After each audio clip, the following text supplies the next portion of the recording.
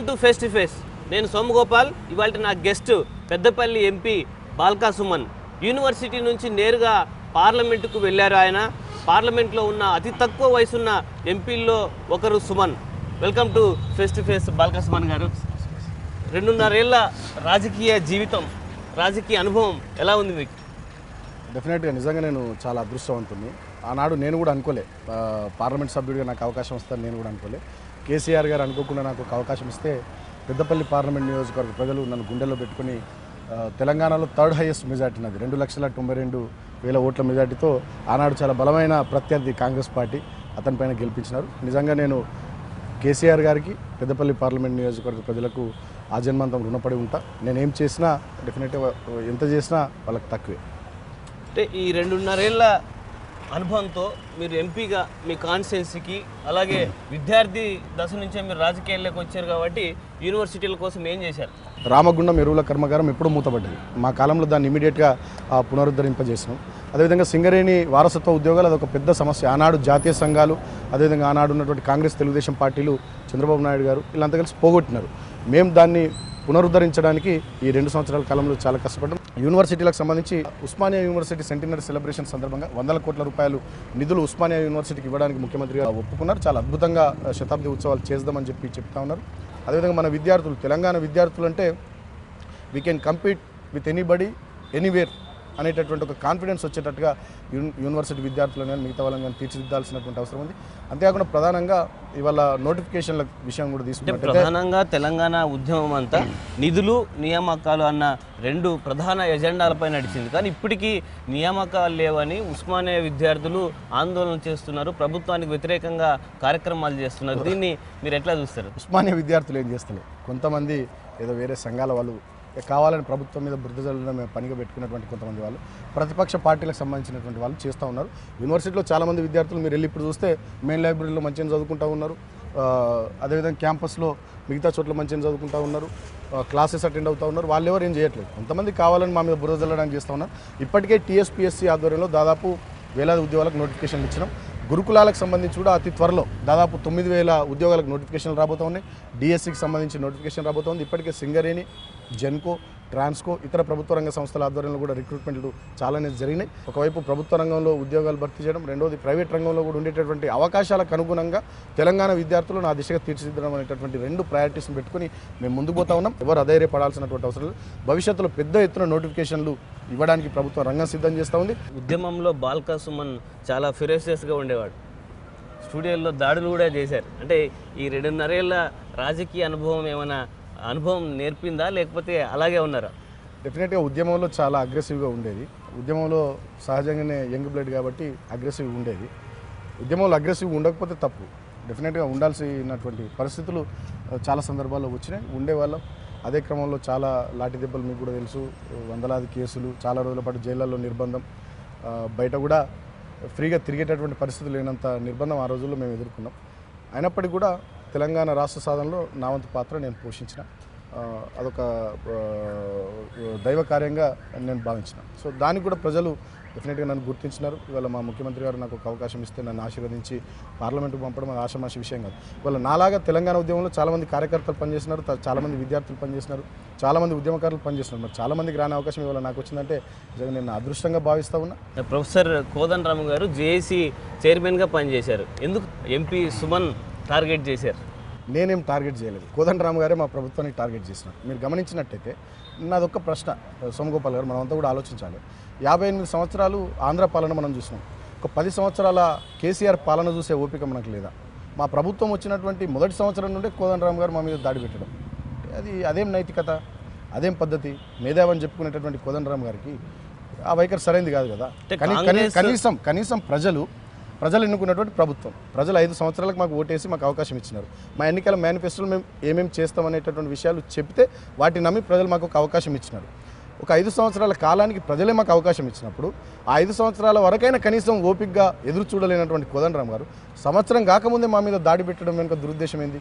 ఆయన ఉద్దేశం ఏంది? నిజంగా మరి కాంగ్రెస్ కబంధ హస్తాల్లో బందీ, ఆయన కుబుసం విడిచిన నాగుబాము ఇలాంటి తీవ్రమైన ఆరోపణలు ఒక జేఏసీ చైర్మన్గా పనిచేసిన వ్యక్తి మీద మీరు చేయడం సమంజసమేనా? కోదండరామ్ గారిని కేసీఆర్ గారు జేఏసీ చైర్మన్గా చేసేంత వరకు కోదండరామ్ గారు ఎవరో తెలంగాణలో చాలా మందికి తెలియదు. చాలా మందికి తెలియదు. కేసీఆర్ గారు వారిని జేఏసీ చైర్మన్గా చేసిన తర్వాత వారు చాలా మందికి తెలుసు. సో వారికి ఎంత విలువ ఇవ్వాలో, ఎంత గౌరవం ఇవ్వాలో కేసీఆర్ గారు ఇచ్చినారు, టీఆర్ఎస్ పార్టీ ఇచ్చింది. ఉద్యమంలో మేమంతా కలిసి పనిచేసినాం, మేము కాదనట్లే. ఆనాడు చాలా నిర్ణయాల్లో ఆయన దూకుడు వైఖరి ప్రదర్శించిన, ఆయన కొంత అగ్రెసివ్గా పోయి వైలెన్స్ వైపు ఉద్యమాన్ని తీసుకెళ్లే ప్రయత్నం చేసిన, చాలా ఓపిక్గా కేసీఆర్ గారు కానీ టీఆర్ఎస్ పార్టీ కానీ ఉద్యమాన్ని అటువైపు వైలెన్స్ వైపు పోకుండా చాలా స్థిమితంగా నిలకడగా నడిపించాలి. పాపులర్లీ ఎలక్టెడ్ గవర్నమెంట్, ప్రజలు ఎన్నుకున్నటువంటి మా ఇవాళ ఇష్టం వచ్చినట్టుగా విమర్శించడం, పదే పదే మా ప్రభుత్వంపై బురద జల్లడం కరెక్ట్ కాదనేది నా భావన. నేనేమంటున్నానంటే ప్రశ్నించడం తప్పు అని నేను అన్నాను. ప్రజల ఆకాంక్షలకు అనుగుణంగా ఈ ప్రభుత్వం పని చేయట్లేదు, ప్రజల క్షేత్రంగా గవర్నమెంట్ పని చేయాలి, సమస్యల్ని పరిష్కరించాలని ఆయన అడిగాడు. అందులో తప్పేముంది? నేను అదే అంటున్నాను. మేము ప్రజలకు అనుగుణంగా పరిపాలించకపోతే, ప్రజల విశ్వాసం మేము చూరగొనకపోతే, మెదక్ పార్లమెంట్ ఉప ఎన్నిక నుంచి మొదలుకొని ఇదే గ్రేటర్ హైదరాబాద్ మున్సిపల్ కార్పొరేషన్ ఎన్నికలు కానీ, ఖమ్మం కార్పొరేషన్ ఎన్నికలు కానీ, పాలేరు అసెంబ్లీ ఉప ఎన్నిక కానీ టీఆర్ఎస్ పార్టీ ఎట్లా గెలుస్తుంది? కానీ కోదండరామ్ గారికి ఎజెండా మారింది. ఆనాటి ఎజెండాకు ఇవాళ ఎజెండాకు తేడా ఉంది. ఆయన లోపల దురుద్దేశాలు ఉన్నాయి, ఆయన లోపల వేరే భావనలు ఉన్నాయి. కాబట్టి కోదండరామ్ గారు డే 1 నుంచి ప్రభుత్వం మీద దాడి చేస్తూ ఉన్నారు. కోదండరామ్ని ఇంత దూకుడుగా అటాక్ చేయడం సుమన్ వ్యక్తిగత టార్గెట్ లేకపోతే పార్టీ అప్పచెప్పిన పనే? కోదండరామ్ గారు విలువైన సలహాలు సూచనలు ఇచ్చిన, సోమగోపాల్ గారు విలువైన సలహాలు సూచనలు ఇచ్చినా స్వీకరించడానికి ప్రభుత్వం సదా సిద్ధంగా ఉంటుంది. కాబట్టి డెఫినెట్గా కోదండరామ్ గారు చేసేటటువంటి ప్రతి విమర్శకు మేము సమాధానం చెప్తూనే ఉన్నాం. At the same time Kodandaram గారు ఆ రకంగా ఎందుకు పనిచేస్తూ ఉన్నారు కూడా ప్రజలకు వివరిస్తూ ఉన్నాం. అంటే కోదండరామ్ గారు నెక్స్ట్ మీకు విపక్షంగా తయారవుతారన్న భయంతో ఆయనపై ఇలాంటి విమర్శలు చేస్తున్నారు. ఇంతమందిని తట్టుకుని తెలంగాణ తెచ్చుకున్నాం. వీళ్ళు తెచ్చుకున్న తెలంగాణలో కోదండరామ్ గారు కానీ ఇంకోరు కానీ అడ్డం పడ్డంత మాత్రం అభివృద్ధిని వాళ్ళు ఆపలేరు. మేము ఎవరికి భయపడం. అంటే కేవలం ప్రభుత్వం మారిందే తప్ప అదే విధానాలు సమైక్య రాష్ట్రంలో ఉన్న విధానాలే కొనసాగుతున్నాయి. ఆంధ్ర కాంట్రాక్టులు చేస్తున్నారు. అసలు ఏం మారిందన్నది ప్రధానమైన ప్రశ్న కోదండరామ్. నేను అదే అంటాను, కోదండరామ్ గారు మారిండ్రు, మేమేం మారలే. కోదండరామ్ గారే మారిండ్రు. కోదండరామ్ గారు ఒకనాడు ఎట్లున్నారో ఇవాళ అట్లా లేరు. వాళ్ళ ప్రజల్ని కూడా గమనించమని కోరుతూ ఉన్నాం. ప్రజలు కూడా గమనిస్తూ ఉన్నారు, అర్థం చేసుకుంటూ ఉన్నారు. మన కోదండరామ్ గారు వారి ఇంట్లో దీక్ష చేస్తే కోదండరామ్ గారి పక్కన రేవంత్ రెడ్డి గారు కూర్చున్నారు, కోదండరామ్ గారి పక్కన ఉత్తమ్ కుమార్ రెడ్డి కూర్చున్నారు. వీళ్ళు ఎన్నడూ ఉద్యమంలో ఉన్నటువంటి వాళ్ళు కాదే. వాళ్ళ ఉద్యమంలో లేనటువంటి వాళ్ళు, తెలంగాణ రాష్ట్ర అభివృద్ధిని అడ్డుకుంటున్నటువంటి వాళ్ళు, తెలంగాణ రాష్ట్ర ప్రభుత్వానికి వ్యతిరేకంగా కోర్టుల్లో కేసులు వేస్తున్నటువంటి వాళ్ళు, వాళ్ళ తెలంగాణ ప్రభుత్వం మీద విషం కక్కేటటువంటి వాళ్ళని పక్కన కూర్చుండబెట్టుకుని, తెలంగాణ ప్రభుత్వాన్ని డిస్టెబిలైజ్ చేయాలనేటువంటి ప్రయత్నాలు చేసిన వాళ్ళని పక్కన కూర్చుండబెట్టుకుని వాళ్ళతో వేదికలు పంచుకొని కోదండరామ్ గారు ముందుకు పోతున్నారంటేనే కోదండరామ్ గారు వైఖరి ఏందో తెలంగాణ ప్రజలకు అర్థమవుతుంది. నేను ఒక్కటి మాత్రం చెప్పదలుచుకున్నా సోమగోపాల్ గారు, మా ఉద్దేశాలు మారలే, మా కమిట్మెంట్ మారలే. అంటే కోదండరామ్ గారు ఉద్యమ ద్రోహులతోటి చేతులు కలిపారని మీరు అంటున్నారు, సరే. కానీ మీపై కేసులు పెట్టిన వాళ్ళు, ఉద్యమ ద్రోహులుగా మీరు పిలువబడ్డ వాళ్ళంతా కూడా ఇప్పుడు ప్రభుత్వంలో ఉన్నారు, పార్టీలో ఉన్నారు. ఇది ఉద్యమ ద్రోహులతో నడుస్తున్న పార్టీ కాదా? ప్రభుత్వాన్ని డిస్టెబిలైజ్ చేయాలనేటటువంటి కుట్రను తిప్పికొట్టడంలో భాగంగా చాలా మందిని చాలా జిల్లాలు వాళ్ళు తీసుకోవాల్సినటువంటి పరిస్థితి వచ్చింది. ఇది రాజకీయ పునరేకీకరణ. ఈ రాజకీయ పునరేకీకరణ తెలంగాణ రాష్ట్ర ప్రభుత్వ సుస్థిరత లక్ష్యంగా సాగింది తప్పితే దీంట్లో ఇంకోటి లేదు. ఇలా ఉద్యమంతో సంబంధం లేని వాళ్ళని మంత్రులు చేయడం, అలాగే పార్టీలో కీలక పదవులు ఇవ్వడం వల్ల మొదటి నుంచి పార్టీలో ఉన్న వాళ్ళకి, ఉద్యమకారులకి మీరు అన్యాయం చేయలేదా? డెఫినెట్గా ఎవరికి చేయలేదండి. వల్ల కేసీఆర్ గారు 2001లో టీఆర్ఎస్ పార్టీ పెట్టినాడు. టీఆర్ఎస్లో నేను లేను. నేను డిగ్రీ ఫస్ట్ ఇయర్ చదువుతా ఉన్నా, కోరుట్ల గౌడ్ డిగ్రీ కాలేజ్ కరీంనగర్. నేను కూడా 2003లో ఉస్మానియా యూనివర్సిటీకి ఎంఏ ఇంగ్లీష్కి వచ్చిన తర్వాతనే నేను కేసీఆర్ గారితో ఉద్యమంలో చేరడం జరిగింది. సో అట్లా కేసీఆర్ గారు సిద్దిపేటలో గులాబీ జెండా ఎగరేసి తెలంగాణ రాష్ట్ర నినాదం వినిపిస్తూ బయలుదేరినాడు. కేసీఆర్ గారితో చాలామంది లేరు. కాలక్రమంలో అందరం వచ్చినాం, ఉద్యమకారులమంతా కాలక్రమంలో వచ్చి జాయిన్ అవుతూ వచ్చినాం. అదేవిధంగా ఏ పార్టీ అయినప్పటికీ కూడా కాలక్రమంలో చాలామంది కొత్త వాళ్ళు వస్తూ ఉంటారు. కొత్త పాతల కలయిక రెండింటిని కూడా సమన్వయం చేసుకొని, రెండింటిని కూడా కలుపుకొని ముందుకు తీసుకెళ్లడమే ఏ పార్టీని చేస్తుంది. భువనగిరి నుంచి అంటే నేను అంటున్నాను, ఇప్పుడు మా పద్మారావు గారు మంత్రి మొదటి నుండి పార్టీలో పనిచేయలేరా? మా ఈటెల రాజేందర్ గారు మంత్రి మొదటి నుండి పార్టీలో పనిచేయలేరా? మా నాయన నరసింహారెడ్డి గారు మంత్రి మొదటి నుండి పార్టీలో పనిచేయలేరా? నేనేమంటున్నా, ఇట్లా చెప్పుకుంటూ పోతే మా లక్ష్మారెడ్డి గారు జడ్చర్ల మొదటి నుండి పనిచేయలేరు మంత్రి, మా హరీష్ అన్న మొదటి నుండి ఉన్నారు కదా. ఇట్లా చాలామంది ఉన్నారు. మీరు ఏదో కొంతమందిని చూపించి మొత్తం వాళ్ళకే పెద్ద పీట వేస్తున్నారనడం సరైనది కాదు. నేను మళ్ళీ చెప్తా ఉన్నా, పాత కొత్తల మేలు కలయికగా టీఆర్ఎస్ పార్టీ చాలా సమర్థవంతంగా ముందుకు పోవాల్సినటువంటి అవసరం ఉంది. మేము బలంగా ఉండడం ఎంత ముఖ్యమో ప్రత్యర్థి పార్టీలను బలహీనపరచడం కూడా అంతే ముఖ్యం. అంటే కోదండరామ్ గారిపై మరొక తీవ్రమైన ఆరోపణ చేశారు, మీరు సోనియా గాంధీని రహస్యంగా కలిశారని. నేను సోనియా గాంధీని కలవలేదన్నారు. దానికి సంబంధించి ఆధారాలు బయట పెడతాన్నారు. ఇప్పుడు వరకు మీరు బయట పెట్టలేదు. సోనియా గాంధీని కలవలేదని వారు చెప్పలేదే. విలేకరులు అడిగితే సోనియా గాంధీని కలవలేదు, సుమన్ చెప్పిన రోజు నేను ఢిల్లీకి పోలే వారణాసి పోయినని చెప్పినారు. కానీ సోనియా గాంధీని కలవలేదు అని వారు ఎక్కడ అనలేరు. సోనియా గాంధీని కలిసినారు. నేను గతంలో ఏదైతే మాట్లాడినానో దానికి కట్టుబడి ఉన్నా. డెఫినెట్గా సోనియా గాంధీ గారిని 2 సందర్భాల్లో కలిసినారు. నేనేమంటున్నా అంటే వారు సోనియా గాంధీని కలవడం నేను తప్పు పట్టట్లేదు. ఎందుకు కలిసినారో తెలంగాణ ప్రజలకు చెప్పాలి. జయపాల్ రెడ్డి గారితో వేదికలు పంచుకుంటున్నారు అంటే వారు తప్ప అంటే జయశంకర్ గారి పేరు మీద జిల్లా ఉండడం కూడా కోదండరామ్ గారికి ఇష్టం లేదు. ఇవాళ ఆ స్థాయికి వారు దిగజారిపోయినారు. ఇవాళ రేవంత్ రెడ్డి తెలంగాణ పచ్చి వ్యతిరేకి ఆనాడు మా కరీంనగర్కు తుపాకీ పట్టుకొని ఉద్యమకారులను కాల్ చేస్తానని చెప్పి బయలుదేరినటువంటి వ్యక్తి ఆయనతో వేదికలు పంచుకుంటున్నాడు. సో అటువంటి వాళ్ళు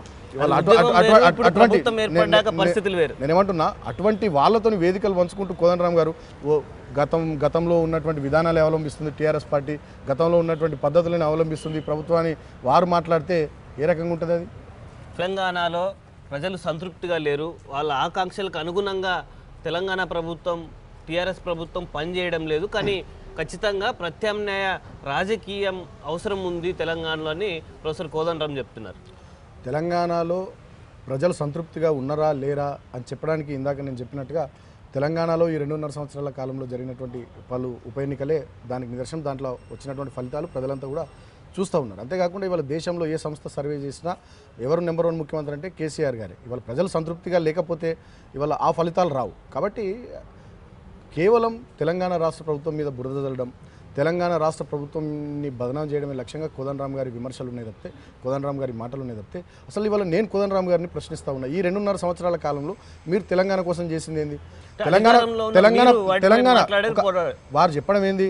నేను తెలంగాణ ప్రజల తరపున మాట్లాడుతున్నట్టున్నారు కదా, తెలంగాణ ప్రజలకు సంబంధించినటువంటి సమస్యలు కావా? కర్నూలులో జగన్మోహన్ రెడ్డి గారు తెలంగాణ పర్యటనకు వ్యతిరేకంగా 3 రోజులు దీక్ష చేస్తే దాని విషయంలో కోదండరామ్ గారు ఎందుకు మాట్లాడలేరు? నేను అంటున్నది ఏంటంటే ఇవాళ తెలంగాణ ప్రభుత్వం చేసేటటువంటి మంచి కార్యక్రమాల్లో కాళ్ళల్లో కట్టబెట్టడం తప్పితే తెలంగాణ ప్రభుత్వానికి వ్యతిరేకంగా జరిగేటటువంటి పనులు, తెలంగాణ ప్రజలకు వ్యతిరేకంగా జరిగేటటువంటి పనుల విషయంలో కోదండరామ్ గారు ఎందుకు స్పందిస్తలే, ఎందుకు మాట్లాడతలే? దాంతోనే వారు చిత్తశుద్ధి ఏంది, వారు ఎవరి వైపు ఉన్నారు, వారు ఎవరి కోసం పనిచేస్తూ ఉన్నారో అర్థమైపోతా ఉంది. నేను గతంలో తెలంగాణ ప్రజల పక్షాన నేను పోరాడుతున్నా, వాళ్ళ నిరసనలో నేను పాల్గొంటాను కోదండరామ్ చాలా స్పష్టంగా చెప్పారు. ఇది తెలంగాణ ప్రజల నిరసన కాదని మీరు ఎట్లా అంటారు? కోదండరామ్ గారి స్వీయ మానసిక ఆందోళనను తెలంగాణ ప్రజల ఆందోళనగా ఆయన చిత్రీకరించే ప్రయత్నం చేస్తూ ఉన్నాడు. దానికి ఇవాళ కొంతమంది బ్యాండ్ బాజా మేళం వాయిస్తూ ఉన్నారు. అంతే తప్పితే తెలంగాణ ప్రజల్లో ఎక్కడ ఆందోళన లేదు. నిజంగా తెలంగాణ ప్రజల సమస్యలు తీసుకుంటే తెలంగాణ ప్రజల సమస్యలు ఏంటంటే కృష్ణా గోదావరి నదుల్లో మనకు రావాల్సినటువంటి న్యాయమైన వాటా రాకపోవడం, దానికి ఆంధ్ర ప్రభుత్వం అడ్డం పడుతూ ఉంది. దాని మీద ఎందుకు మాట్లాడరు కోదండరామ్ గారు నేను అడుగుతా ఉన్నా. మల్లన్న సాగర్ రైతులు ఆందోళన చేస్తే ఆయన ఆందోళనలో పాల్గొనడం, నిరుద్యోగులు పోరాటం చేస్తే ఆ పోరాటాల్లో పాల్గొంటున్నారు. భవిష్యత్తులో కూడా జల్లికట్టు తరహాలో నిరుద్యోగుల భారీ ర్యాలీ చేస్తామని చెప్తున్నారు. ఇవన్నీ తెలంగాణ ప్రజల పక్షాన ఉండి ఆయన పోరాడుతున్నాడు. ఎక్కడైనా ఇరిగేషన్ ప్రాజెక్టులు కట్టినప్పుడు, పెద్ద ప్రాజెక్టులు వచ్చినప్పుడు డెఫినెట్గా భూమి కొంత పోద్ది. దాంట్లో ఎవరు అతిథులు గారు జోగాపూర్ ప్రాజెక్టులో కోదండరామ్ గారి భూములు కూడా వేనాయి. నెన్నెల మండలం బెల్లంపల్లి అసెంబ్లీ నియోజకవర్గ పరిధిలో వారి భూములు కూడా వేనాయి. ఆ భూములకు పరిహారం సరిపోతలేని కోర్టుకు పోయి ఎక్కువ పరిహారం తెచ్చుకున్నటువంటి విషయం కూడా ప్రజలందరికీ తెలుసు. మా ప్రాంతంలో మల్లన్న సాగర్ ప్రాజెక్టు విషయంలో కూడా కొంతమంది రైతులు భూమి కోల్పోతున్నారు. ఆ రైతుల విషయాల్లో తెలంగాణ ప్రభుత్వం, మా ముఖ్యమంత్రి కేసీఆర్ గారు కానీ హరీష్ రావు గారు కానీ చాలా పాజిటివ్గా ఉన్నారు. ఎన్ని చేయాలో అన్ని చేయడానికి మేము సిద్ధంగా ఉన్నాం. అంటే తెలంగాణలో నిరుద్యోగులు తీవ్ర ఆందోళనలో ఉన్నారు. జల్లికట్టు తరహాలో ఉద్యమాలకు సిద్ధమవుతున్నారు. అరకొర నోటిఫికేషన్లు తప్ప ఇప్పటి వరకు ఒక డిఎస్సి 3 ఏళ్ళు అవుతున్నా ఒక్క డిఎస్సి కూడా నిర్వహించలేదు. మీరు యూనివర్సిటీ నుండి వచ్చారు, అదే యూనివర్సిటీలో ఇప్పుడు నిరుద్యోగులు ఆందోళన చేస్తున్నారు. మీరు దీన్ని ఎట్లా అర్థం చేసుకుంటారు? తెలంగాణలో నిరుద్యోగులు ఆందోళనలో లేరండి. తెలంగాణలో ఆందోళనలో ఉంది కోదండరామ్ గారు. ఎందుకంటే తెలంగాణ రాష్ట్రం వచ్చిన తర్వాత వారు నిరుద్యోగి అయిపోయినారు. ఆనాడేంది తెలంగాణ రాష్ట్ర సాధన ఉద్యమంలో టీఆర్ఎస్ పార్టీ టెంట్లు వేసి, టీఆర్ఎస్ పార్టీ స్టేజ్లు వేసి, టీఆర్ఎస్ పార్టీ జనాలను తీసుకొచ్చి కోదండరామ్ గారికి మైక్ ఇస్తే కోదండరామ్ గారు మాట్లాడి ఉపన్యాసాలు కొట్టిరు. ఇవాళ జనాలను తీసుకొచ్చే వాళ్ళు లేరు, టెంట్లు వేసేవాళ్ళు లేరు, స్టేజ్లు వేసేవాళ్ళు లేరు, మైకులు ఇచ్చేవాళ్ళు లేరు. కాబట్టి ఇవాళ నిరుద్యోగిగా ఆయన మారిపోయింది తప్పితే, ఆయన ఆందోళన పడుతుండే తప్పితే ఏ నిరుద్యోగి కూడా ఆందోళన పడతలే. ఇవాళ ఇంకొక విషయం కూడా మీరు ఆలోచించినట్టయితే సోమగోపాల్ గారు, ఆందోళనలు ఎప్పుడు అవసరం? ప్రభుత్వం ఏం చేయకపోతే ఆందోళనలు అవసరం, ప్రభుత్వం ఏం చేయకపోతే నిరసనలు అవసరం. ఇవాళ మా ప్రభుత్వమే ఎక్కడెక్కడ ఏ అంశాలు ఉన్నాయో మైన్యూట్గా మూలాల్లోకి వెళ్ళి మరి ఆ సమస్యకు శాశ్వత పరిష్కారం కనుగొనే దిశగా మేము ప్రయత్నాలు చేస్తూ ఉంటే ఇవాళ ప్రభుత్వం ఏం చేస్తలేదు అని వారి స్వీయ మానసిక ఆందోళనను నిరుద్యోగుల ఆందోళనగా, రైతుల ఆందోళనగా, తెలంగాణ ప్రజల ఆందోళనగా చిత్రీకరించే ప్రయత్నం చేస్తూ ఉన్నారు తప్పితే. సుమన్ పెద్దపల్లి ఎంపీ సీటుకు టీఆర్ఎస్ పార్టీ ఎత్తుపెట్టింది. మాజీ ఎంపీ వివేక్ను టీఆర్ఎస్ పార్టీలో చేర్పించుకుంది. మాజీ ఎంపీ వివేక్ గారే కాదు, నల్లగొండ ఎంపీ గుత్తా సుఖేందర్ రెడ్డి గారు కూడా వచ్చినారు. మీరు అది మర్చిపోతున్నారు. టీఆర్ఎస్ పార్టీలో చేరికలు అనేటటువంటివి డెఫినెట్గా నేను ఇందాక చెప్పినట్టు రాజకీయ పునరేకీకరణలో భాగంగా తెలంగాణ ప్రభుత్వాన్ని సుస్థిరంగా ఉంచడం కోసం, తెలంగాణ రాష్ట్ర సమితిని బలోపేతం చేసుకోవడం కోసం దాంట్లో భాగంగా చాలా చేరికలను ప్రోత్సహిస్తూ ఉన్నాం. ఇన్ఫ్యాక్ట్ వివేకన్నను నేను మొదటి నుంచి టీఆర్ఎస్లోకి రమ్మని అడుగుతూ ఉన్నా, ఖచ్చితంగా అడుగుతూ ఉన్నా. మా ఆహ్వానం మేరకు వివేకన్న వచ్చిండు. నెక్స్ట్ ఎలక్షన్లో బాల్కా సుమన్ ఎక్కడి నుంచి పోటీ చేస్తారు? కేసీఆర్ గారు నిర్ణయిస్తారు. నేను మొన్న కూడా పెద్దపల్లి పార్లమెంటు స్థానం నుంచి నేను పోటీ చేస్తాను అనుకోలేదు. చివరి నిమిషంలో కేసీఆర్ గారు నాకు అవకాశం ఇచ్చినారు. నేను ఎప్పుడు ఎక్కడి నుంచి పోటీ చేయాలి, అసలు పోటీ చేయాలా వద్దా, అసలు సుమన్ యొక్క పరిస్థితి ఏందనేది అసలు సుమన్ ఎన్నడూ ఆ దిశగా ఆలోచించాడు. నేను టీఆర్ఎస్ పార్టీలో లక్షలాది మంది కార్యకర్తలు ఎట్లయితే క్రియాశీలంగా పనిచేస్తూ ఉన్నారో, తెలంగాణ రాష్ట్ర సాధన ఉద్యమంలో ఎట్లయితే ఉద్యమకారులు పనిచేసినారో, నేను ఆ రకంగా పనిచేసుకుంటూ పోయేటటువంటి వ్యక్తిని. రాష్ట్ర సాధన క్రమంలో పనిచేసుకుంటూ పోవడం వల్ల రాష్ట్రం వచ్చింది, రాష్ట్రంతో పాటు నాకు పదవి వచ్చింది. పదవుల కోసం రాష్ట్ర సాధన ఉద్యమంలో అన్నది లేం కదా. అంటే వివేక్ను పార్టీలో చేర్చుకునేటప్పుడు మీతో ఏమైనా చర్చించారా? డెఫినెట్గా చర్చించకుండా ఉంటారా?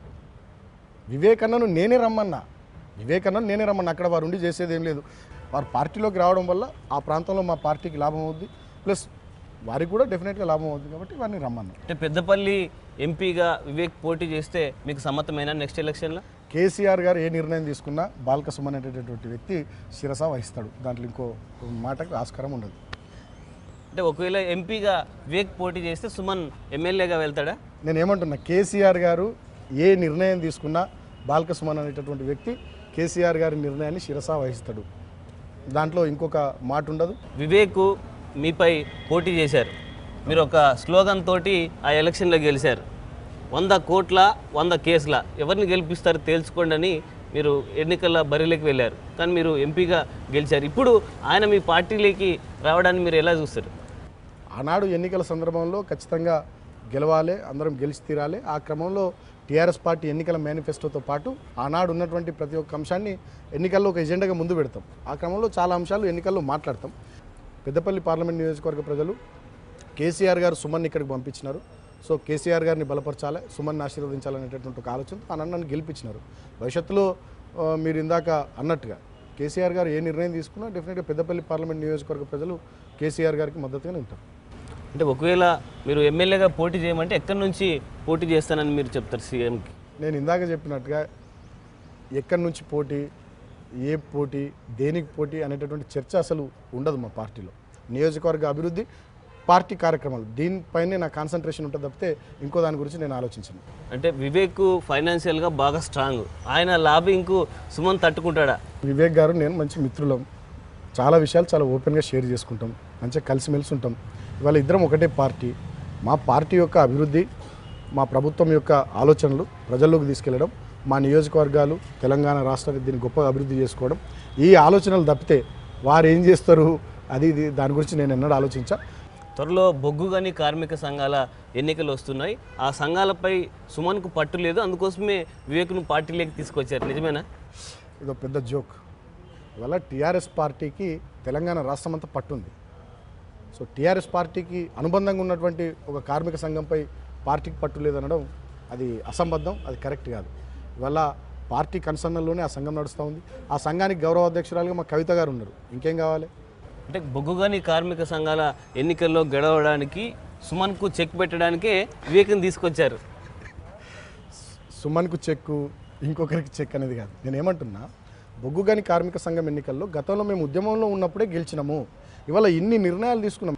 ఎవరో వ్యక్తులు రావడం వల్ల మేము గెలుస్తామని మీరు అనుకుంటున్నట్టుంది. కానీ అంటే ఎన్నికల బాధ్యతల్ని కేవలం ఎంపీ కవితకు అలాగే వివేక్ అప్పచెప్పారు, సుమన్కు ఏం సంబంధం లేదు ఎన్నికలతోటి ఒక వాదన పార్టీలో అటువంటి వాదన లేదు. అటువంటి వాదనలన్నీ మీ దగ్గర ఉన్నాయి. మేమంతా మంచిగా కలిసి కట్టుగానే పనిచేస్తూ ఉన్నాం. సమావేశాలు అయితే కూడా ఈ మధ్య 2-3 సమావేశాలు కలిసి అటెండ్ అయినాం. దాంట్లో ఎవరికి ఏం అప్పచెప్పింది ఏం లేదు. పూర్తి బాధ్యతలు మా కవిత గారే చూస్తున్నారు. పెద్దపల్లి నియోజకవర్గ పరిధిలో బాల్కా సుమన్ గ్రూపు రాజకీయాలని ప్రోత్సహిస్తున్నాడు. బాల్క సుమన్కు గ్రూపులు ఉండవు. కేసీఆర్ గ్రూపే బాల్క సుమన్ గ్రూపు, అంతే. మంచిర్యాల ఎమ్మెల్యే దివాకర్ రావు తోటి సుమన్కు గొడవ ఏంటి? అసలు మా మంచిర్యాల ఎమ్మెల్యే దివాకర్ రావు గారు, అదేవిధంగా మా బెల్లంపల్లి ఎమ్మెల్యే చిన్నయ్య గారు, అందరం కూడా ఒక కుటుంబ సభ్యులు లెక్క ఉంటాం. పెద్ద మనుషులంతా వాళ్ళ ఇంట్లో నన్ను కొడుకు లెక్క చూస్తారు, మా వాళ్ళంతా నన్ను ఒక తమ్ముడు లెక్క చూస్తారు. అంటే మంచిర్యాలలో ఎక్కువ సుమన్ జోక్యం చేసుకుంటాడు కాబట్టి అక్కడికి వెళ్ళొద్దని ముఖ్యమంత్రి మీకు వార్నింగ్ ఇచ్చారు, నిజమేనా? అటువంటిది ఏం లేదు. వాస్తవానికి నా మంచిర్యాల నా పార్లమెంటు నియోజకవర్గ పరిధిలో సెంటర్ అవుతుంది. సో పార్లమెంటు స్థానం పెద్దపల్లి ఏమో కరీంనగర్కి దగ్గర ఉంటుంది, మంచిర్యాల మొత్తం పార్లమెంట్ నియోజకవర్గం సెంటర్ అవుతుంది. కాబట్టి నేను మొదట నుండి నేను అక్కడనే ఇల్లు తీసుకొని అక్కడనే ఉంటున్నా తప్పితే వేరే ఏం లేదు. ముఖ్యమంత్రి గారు నాకు వార్నింగ్ ఇచ్చింది లేదు, మా దివాకర్ రావు గారు నన్ను ఏమన్నది లేదు. మేమిద్దరం చాలా మంచిగా ఉంటున్నాం. ఈ గ్రూప్ రాజకీయాలని ప్రోత్సహిస్తుండడం వల్ల ముఖ్యమంత్రి వార్నింగ్ తోటి సుమన్ నియోజకవర్గానికి ఈ మధ్య వెళ్ళటం లేదు. మొన్న వారం రోజుల పాటు నియోజకవర్గంలో తిరిగి వచ్చిన, నినాక మొన్న కూడా 2 days నియోజకవర్గంలో తిరిగి వచ్చిన.